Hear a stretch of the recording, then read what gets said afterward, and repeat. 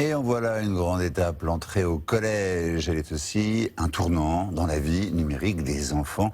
C'est souvent le moment du premier portable et de son utilisation en autonomie. C'est aussi un moment où les relations sociales changent, un vaste sujet dans les familles et qui a fait l'objet d'une grande enquête réalisée par le programme Internet sans crainte. On fait le point ce soir avec vous, Vicky Bogart. Vicky, que nous révèle cette enquête exactement ? Eh bien que près de la moitié des parents comptent équiper leur enfant d'un portable à l'entrée au collège. Et ils devraient être encore plus nombreux car 19% des parents hésitent encore. Alors quelles sont les principales motivations ? Celle qui arrive en tête et de loin, c'est la sécurité. Pouvoir joindre son enfant à tout moment. Il y a aussi la communication avec les amis et la famille et l'utilisation de l'ENT, l'espace numérique de travail, pour regarder notamment son emploi du temps. Mais on peut très bien s'y connecter à partir d'un ordinateur familial. Alors quelles sont les limites que les parents fixent, en tout cas essayent de fixer ?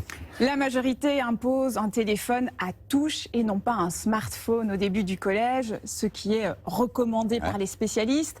Côté application, 95% des parents n'autorisent pas les réseaux sociaux, mais près d'1 sur 2 acceptent quand même l'utilisation de WhatsApp, ce qui selon des experts pose problème, car les échanges de groupe peuvent rapidement virer aux moqueries et aux insultes.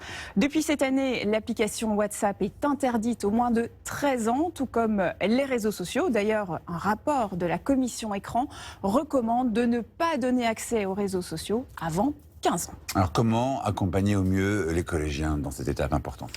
Il existe des téléphones qui ont le look d'un smartphone, avec un écran tactile donc, mais qui ne permettent pas l'accès à Internet. Sans surprise, il faut limiter le temps d'écran, activer le contrôle parental sur l'appareil. Il existe aussi de nombreuses applications pour suivre à distance l'utilisation du portable. Expliquer à l'enfant que si on partage un contenu, il nous échappe et ce pour toujours. Il faut oser parler des risques comme le cyberharcèlement ou encore les contenus choquants. La clé, c'est donc vraiment le dialogue.